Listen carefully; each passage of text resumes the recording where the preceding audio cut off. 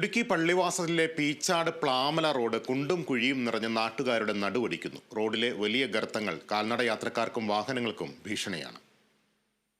പീച്ചാട് മുതൽ പ്ലാമല സിറ്റി വരെയുള്ള 2 കിലോമീറ്ററിനടുത്ത റോഡാണ് യാത്രാക്ലേശം സമ്മാനിക്കുന്നത്. നിലവിൽ ഈ റോഡ് കാൽനടയാത്ര പോലും ദുസ്സഹമാക്കും വിധം തകർന്നു കിടക്കുകയാണ്. റോഡിൽ രൂപം കൊണ്ടിട്ടുള്ള ഗർത്തങ്ങൾ ദിവസവും വലിപ്പമാർജിക്കുന്ന സ്ഥിതിയാണുള്ളത്.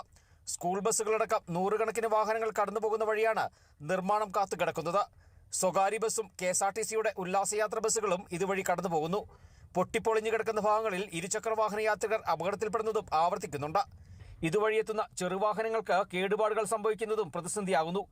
ഈ സാഹചര്യത്തിലാണ് റോഡുമായി ബന്ധപ്പെട്ട നിർമ്മാണ ജോലികൾ നടത്തണമെന്ന ആവശ്യം ശക്തമായിട്ടുള്ളത്.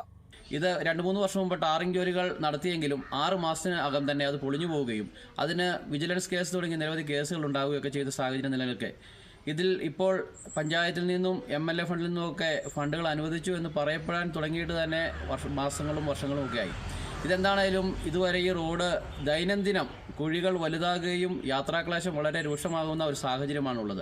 ഇവിടെ ആനക്കുളം തുടങ്ങിയുള്ള ടൂറിസം മേഖലയിലേക്കും കോട്ടപ്പാറ തുടങ്ങിയുള്ള സ്ഥലങ്ങളിലേക്കുമൊക്കെ നിരവധി വിദേശികളടക്കമുള്ള ടൂറിസ്റ്റുകൾ എത്തുന്ന ഈ മേഖലയിൽ എത്രയും വേഗം സാധാരണക്കാരായ ആളുകൾക്കും ഒരു ആശുപത്രി തുടങ്ങിയുള്ള ആവശ്യങ്ങൾക്ക് പോകുന്നതിനുമൊക്കെ വളരെ ബുദ്ധിമുട്ട് അനുഭവിക്കുന്ന ഈ സാഹചര്യത്തിൽ ഈ ഫണ്ട് അനുവദിച്ചിട്ടുണ്ടെങ്കിൽ അത് എത്രയും പെട്ടെന്ന് അതിൻ്റെ നിർമ്മാണ ജോലികൾ നടത്തി ഇത് ജനങ്ങൾക്ക് തുറന്നു കൊടുത്തുകൊണ്ട് യാത്ര സുഗമമായി പരിഹരിക്കണമെന്നാണ് ഞങ്ങൾക്ക് ആവശ്യപ്പെടാനുള്ളത്.